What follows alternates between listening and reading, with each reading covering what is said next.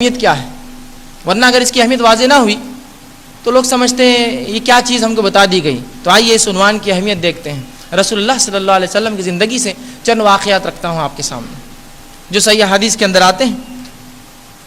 اور پہلا واقعہ جو آپ کے سامنے رکھوں گا توحید کی اہمیت کے تعلق سے، یہ اس شخص کے تعلق سے ہے جس کے تعلق سے ہم سب کی ماں عائشہ رضی اللہ عنہا نے رسول اللہ صلی اللہ علیہ وسلم سے سوال کیا۔ بڑی مشہور حدیث ہے یہ بھی۔ ماں عائشہ رضی اللہ عنہا کے تعلق سے ایک روایت آتی ہے کہ انہوں نے ایک بار رسول اللہ صلی اللہ علیہ وسلم سے سوال کیا اور پوچھا، اللہ کے رسول عبداللہ بن جدعان کہاں جائیں گا؟ عبداللہ بن جدعان کا کیا ہوگا؟ اب سمجھ جائیے، جب ماں عائشہ رضی اللہ عنہا کسی کے تعلق سے سوال کر رہی ہے، کوئی عام شخصیت تو نہ ہوں گی، سوال ہو رہا ہے کہاں جائیں گا، اس شخص کا کیا ہوگا، اور اس کے مرنے کے بعد یہ سوال ہوا۔ رسول اللہ صلی اللہ علیہ وسلم فرماتے ہیں، اے عائشہ، عبداللہ بن جدعان جہنم میں جائیں گا، اس لیے کہ اس نے اپنے رب سے کبھی یہ نہیں کہا اے رب میرے گناہوں کو معاف کر، مطلب کبھی ایمان نہیں لایا اور ایمان کے بعد اپنے رب سے توبہ نہیں کی، اس بنیاد پر عبداللہ بن جدعان جہنم میں جائیں گا، جنت میں نہیں جائیں گا۔ اب یہ عبداللہ بن جدعان ہے کون جس کے تعلق سے سوال ہو رہا ہے؟ آئیے عبداللہ بن جدعان کی شخصیت بھی بتا دوں۔ مسلم کی روایت ہے، عبداللہ بن جدعان وہ شخص تھا، اور سیرت کے تاریخ کی واقعات آپ جانتے ہیں، عبداللہ بن جدعان وہ شخص تھا جو بہت سخی انسان تھا۔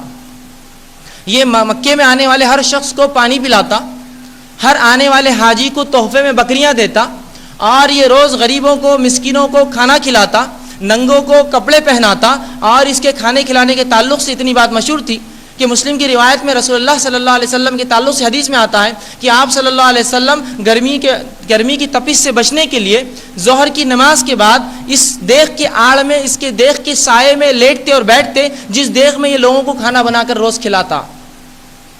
یہ وہ شخص تھا کہ جو لوگوں کو کھانا کھلاتا، اتنی بڑی دیگ تھی جس کے آڑ میں ایک انسان سو سکتا تھا۔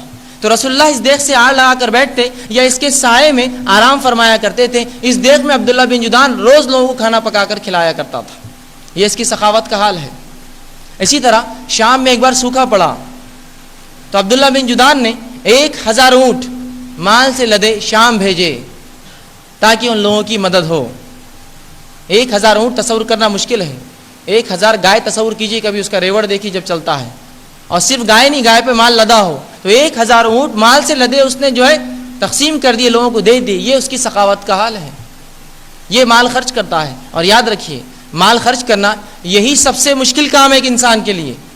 مال خرچ کرنا کسی بھی راہ میں ایک انسان کے لیے سب سے مشکل کام ہے، اور بالخصوص اللہ کی راہ میں یا دوسروں کے لیے۔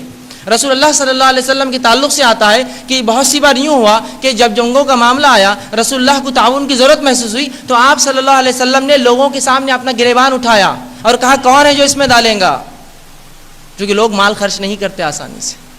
تو اللہ کے نبی کو بھی پھیلانا پڑا اپنا دامن، کون ہے جو اس کے لیے مال خرچ کرے۔ تو عبداللہ بن جدعان وہ مال خرچ کر رہا ہے، لوگوں پر پانی پلاتا ہے، بکریاں تحفے میں دیتا ہے، سوکھا پڑ رہا ہے تو 1000 اونٹ بھیجے جا رہے ہیں، اور ہر ننگی کو کپڑا پہناتا ہے اور لوگوں کو کھانا کھلاتا ہے۔ یہ ہے عبداللہ بن جدعان۔ اس کے تعلق سے سوال ہو رہا ہے اللہ کے رسول کہاں جائیں گا؟ کہا جہنم میں جائیں گا، جنت میں نہیں جائیں گا۔ کیوں؟ تو کبھی ایمان نہیں لایا اور یہ نہیں کہا میرے رب مجھے معاف کر۔ یہ ہے توحید، ایمان نہیں لایا اس نے، ایک اللہ کو نہیں مانا اس نے۔ گو اللہ پر اس کا یقین ایمان تھا، لیکن ویسا نہیں تھا جیسا حق تھا اس کا۔ مشرکین مکہ بھی اللہ کو مانتے تھے، یاد رکھیے اس زمانے کی۔ آئیے دوسرا واقعہ رسول اللہ کے زمانے سے دیکھیے توحید کی کیا اہمیت ہے۔ ابو طالب، یہ شخصیت کسی تعارف کی محتاج نہیں ہے، ہر سیرت کا طالب علم ابو طالب کے تعلق سے جانتا ہے۔ یہ رسول اللہ صلی اللہ علیہ وسلم کے چچاؤں میں سے ایک چچا ہے، اور یہ وہ چچا ہے جو ایمان نہیں لایا، لیکن اس شخص نے رسول اللہ صلی اللہ علیہ وسلم کی ہر ممکن مدد کی، مال سے مدد کی، اپنا جو اثر اور رسوخ تھا اسے رسول اللہ کی مدد کی۔ رسول اللہ صلی اللہ علیہ وسلم کو جب تک ابو طالب حیات تھے کسی کی ہمت نہ ہوئی کہ آپ کو کچھ کر سکے۔ یہ ابو طالب کے انتقال کے بعد کے واقعات ہیں، جو آپ پر کوئی وجڑی لا کے رکھتا ہے، یا آپ کے گلے میں کوئی جو ہے کپڑا ڈال کر کھینچتا ہے، یا کوئی آپ کو برا بھلا سلوک کرتا ہے، یہ سب ان کے انتقال کے بعد ہوا۔ کسی کی مجال نہ تھی، لوگ دوسرے صحابہ کو تکلیف دے رہے ہیں، بلال کو راستے میں گھسیٹا جا رہا ہے، سمیہ کو قتل کیا جا رہا ہے، شہید کیا جا رہا رضی اللہ عنہ، اور یاسر اور عمار کے حالات برے سے برے ہیں اور صحابہ کے حالات بد سے بدتر ہیں، کوئی بخشا نہیں جاتا ہے، رسول اللہ کی طرف کوئی نظر بھی نہیں اٹھاتا ہے، اس لیے کہ اگر محمد صلی اللہ علیہ وسلم کو کوئی دھکا پہنچایا قریش ہمارے خلاف ہوں گے، اس لیے کہ ابو طالب کی مدد اس شخص کے نوجوان کے پیچھے ہے۔ یہ ابو طالب کی شخصیت تھی، رسول اللہ کی پوری مدد کی، ہر ممکن کوشش کی، حتیٰ کہ روایتوں میں آتا ہے کہ جب رات ہوتی اور رسول اللہ صلی اللہ علیہ وسلم سوتے، ابو طالب آ کر رسول اللہ کو اٹھا کر دوسری جگہ سلاتے کہ اگر دشمن رات میں دیکھ کر گیا ہوں گا کہ محمد صلی اللہ علیہ وسلم کہاں سوئے ہیں تو میں رات میں جگہ بدل دوں اور میرا بیٹا مارا جائے، اس شخص محمد صلی اللہ علیہ وسلم پر آشنا ہے۔ یہ ہے ابو طالب۔ انتقال کا وقت آتا ہے، رسول اللہ صلی اللہ علیہ وسلم جا کر بیٹھتے ہیں، چچا ایمان لا لو، بالکل آخری وقت کی بات ہے، چچا ایمان لا لو، تو کہا ہے میرے بھتیجے میں ایمان نہیں لا سکتا، لوگ کہیں گے ابو طالب آخری وقت میں اپنے آبا و اجداد کے دین سے پھر گیا، تو کہا چچا تمہیں شرم آتی ہے کہنے سے، میرے کان میں کہہ دو خاموشی سے، میں سفارش کروں گا قیامت کے روز۔ تو کہا نہیں میں یہ نہیں کر سکتا ہوں، اور اسی پر اس شخص کا انتقال ہو گیا ابو طالب کا۔ رسول اللہ صلی اللہ علیہ وسلم آیت نازل ہوتی، انک لن تہدی من احببت ولکن اللہ یہدی من یشاء، اے محمد جس کو تم چاہو ہدایت نہیں دے سکتے، اللہ جس کو چاہتا ہے ہدایت دیتا ہے۔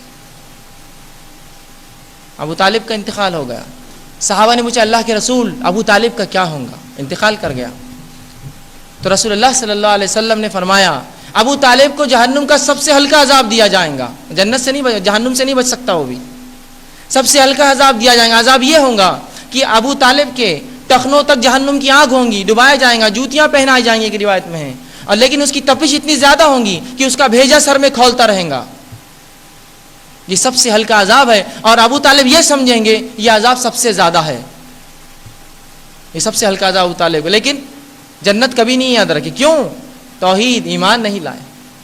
یہ ہے توحید کی اہمیت، یہ جنت اور جہنم کا فرق کرتی ہے یہ چیز۔ آئیے تیسرا واقعہ، ایک ایسی شخصیت جو آپ نے بار بار سنا، ابو جہل۔ ہر سیرت کے طالب ابو جہل کا نام جانتا ہے کہ اس نے کیا نہیں ظلم کیے، کیا نہیں کیا۔ اس کا نام ابو جہل نہیں تھا، یاد رکھیے، اسے کسی بیٹے کا نام جہل نہیں تھا۔ ابو جہل تو اس لیے کہا گیا کہ ایمان نہیں لایا، جہالت کو اختیار کیا۔ اس کا اصل نام تھا، جس نام سے مشہور اور معروف تھا، اس کا نام تھا ابو الحکم، حکمتوں کا باپ۔ یہ اتنا حکیم اور دانا تھا کہ قریش کے تمام معاملات پورے دنیا سے ہی سنبھالتا، پورے جتنے بھی جو ان کے انٹرنیشنل جو ہوتے ہیں ڈپلومیٹک ٹریٹی جس کو کہیں گے، لوگوں سے ملنا، ممالک میں جانا، بادشاہوں سے تعلق قائم کرنا، ابو جہل کرتا۔ لوگ اسے ابو الحکم کہتے ہیں، لیکن ایمان آیا، ایمان نہیں لایا تو سب سے عقل مند آدمی بھی سب سے بیوقوف کہلایا، اور ابو جہل قیامت تک سب بولتے رہیں گے اس کو، کیوں؟ تو اس نے ایمان آنے کے بعد ایمان نہیں لایا، سب سے جاہل آدمی ہے پھر وہ جو ایمان نہ لائے۔ تعجب کی بات ہے نا، اتنا ہوشیار اور ایمان نہ لائے، عجیب بات ہے۔ تو ابو جہل کہلایا ابو الحکم کے بدلے۔ تو یہ توحید ہے جس نے یہ فرق کیا۔ چوتھا واقعہ، ابو لہب۔ ابو لہب کو کون نہیں جانتا ہے؟ رسول اللہ صلی اللہ علیہ وسلم کا دوسرا چچا ہے۔ یہ وہ چچاؤں میں سے جو ایمان نہیں لایا لیکن سخت تھا اسلام کے خلاف۔ ابو طالب نرم تھے، اسلام خلاف کبھی کام نہیں کیا، اور حمزہ رضی اللہ عنہ تو ایمان لا لیے۔ یہ تکلیف دیتا رسول اللہ کو، اور اتنا گورا چٹا تھا، اس سے کسی بیٹے کے نام لہب نہیں تھا، یاد رکھیں۔ ابو لہب کیوں کہتے ہیں اس کو؟ اس لیے کہ یہ اتنا خوبصورت تھا کہ جب ہنستا یا غصے میں آتا تو لال ہو جاتا انگار کی طرح، تو ابو لہب کہلایا، انگار کا باپ، گورا چٹا ایک دم۔ لیکن اس کے تعلق سے پوری صورت اتر گئی، جہنم میں جائیں گا یہ بھی، اس لیے کہ ایمان نہیں آیا رسول اللہ پر۔ لیکن ابو جہل کے برخلاف ادھر بلال ہے، بلال بن رباح جو غلام ہے۔ ابو طالب، ابو لہب کا نسل دیکھیے، بہت اعلیٰ نسل سے رسول اللہ کا چچا ہے، یاد رکھیے، خاندانی اعتبار سے بہت اونچا خاندان ہے اس کا۔ رسول اللہ فرماتے ہیں میرے خاندان میں آدم سے لے کر آج تک کسی نے زنا نہیں کیا، سب سے بہترین خاندان ہے رسول اللہ کا نسب۔ تو یہ اس خاندان کی اولاد ہے ابو لہب، اور یہ اس کا نسب ہے، دکھنے میں گورا چٹا ہے، قریش کا سردار ہے، آزاد انسان ہے۔ اس کے برخلاف بلال ہے جو انتہائی کالے ہے دکھنے میں، روایتوں میں آتا ہے موٹے موٹے ہونٹ ہے، اور یہ جو ہے ہڈی نکلی ہوئی اور بالکل یہاں کوئی گوشت نہیں ہے۔ یہ ہے بلال، کالے انتہائی درجے سے۔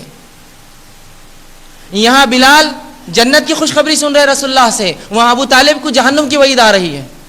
حالانکہ وہ نسلاً اونچا ہے، اس کا مقام اونچا ہے، وہ ایک آزاد ہے، گورا چٹا ہے۔ یہاں جو ہے بلال کوئی عطا پتہ نہیں کون کیا ہے، کہاں سے لائے گئے، کہاں سے خرید و فروخت ہوئی ان کی، نہ کوئی نسل ہے، نہ کوئی رنگت ہے، نہ کوئی مالک ہے، بلکہ غلام ہے۔ لیکن بلال کو جنت کی بشارت دی جا رہی ہے، ابو لہب جہنم میں جا رہا ہے، کس بنیاد پر؟ توحید، توحید بنیاد ہے اس کی. اسی طرح آئیے ایک اور واقعہ سن لیجیے توحید کی اہمیت کے تعلق سے. رسول اللہ صلی اللہ علیہ وسلم کے زمانے کا ایک واقعہ ہے. آپ صلی اللہ علیہ وسلم ایک موقع پہ تھے یا جو ہے ایک جگہ نکلے تھے، ایک غزوے میں تھے. بہرحال جب وہاں سے نکلے ایک جگہ سے ایک مقام پر جا کر آپ رکے تو ایک چرواہا جو جانوروں کو چرا رہا تھا آیا اور دیکھا جب کچھ لوگ آ رہے ہیں. ایک محمد صلی اللہ علیہ وسلم کوئی شخص ہے جو نبی کہتا ہے، آیا اور کہا کہ تم کون ہو؟ تو کہا میں محمد صلی اللہ علیہ وسلم ہوں. کہا کس مقصد سے یہاں آنا ہوا تمہارا؟ تو کہا فلاں فلاں لوگوں نے ہم سے جنگ کی، میں اس کے تعلق سے اپنے دفاع کے لیے آیا ہوں. تو کہا اچھا اس لیے آئے ہو، کیا دعوت ہے تمہاری، کیا کہتے ہو؟ تو کہا میں کہتا ہوں کہ اللہ کے سوا کوئی معبود نہیں اور میں اس کا رسول ہوں. تو کہا اچھا دعوت تو بڑی اچھی ہے تمہاری، اگر میں اس کو قبول کر لوں تو قبول کرنا چاہوں تو کہا شہادتین دے دو، گواہی دے دو، اشہد ان لا الہ الا اللہ و اشہد ان محمد عبدہ رسولہ. معاملہ ختم ہوا. تو کہا میں گواہی دیتا ہوں کہ اللہ کے سوا کوئی معبود نہیں اور آپ اس کے رسول ہیں. یہ گواہی دے دیا. کہا اب کیا کرنا ہوگا؟ تو کہا اب تجھ پہ جو ہے یہ عمل فرض ہے، جس عمل کے لیے میں نکلا ہوں تجھ پر جہاد فرض ہے، اپنا دفاع فرض ہے، برائی کو اس معاشرے سے نکالنا اب تجھ پر فرض ہے.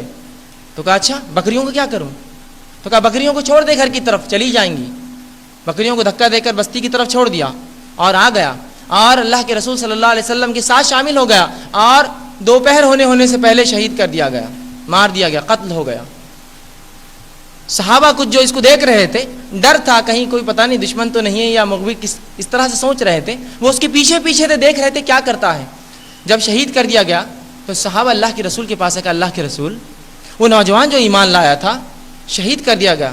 رسول اللہ صلی اللہ علیہ وسلم فرمایا قسم ہے اس ذات کی جس کے ہاتھ میں محمد صلی اللہ علیہ وسلم کی جان ہے، میں نے اس کو جو ہے جنت کے اندر بیٹھا ہوا دیکھا ہوں. قسم ہے اس ذات کی جس کے ہاتھ میں محمد صلی اللہ علیہ وسلم کی جان ہے، اس کو میں نے جنت میں بیٹھا ہوا دیکھا ہوں. اور ایک روایت میں نے اس کو جنت میں 72 حوروں کے ساتھ دیکھا ہوں. سوال یہ ہے یہاں ابو طالب ہے، ابو لہب ہے، ابو جہل ہے، یہ عبداللہ بن جدعان ہے، یہ تمام جہنم میں جا رہے ہیں ان کے اعمال کے باوجود، ان کے نسل رنگت اور تمام چیزوں کے باوجود. اور یہاں بلال ہے اور یہ چرواہا ہے، اس چرواہے نے تو کوئی عمل ہی نہیں کیا، ابھی ایمان لایا فجر کے بعد زہر سے پہلے مار دیا گیا لیکن جنت میں جا رہا ہے.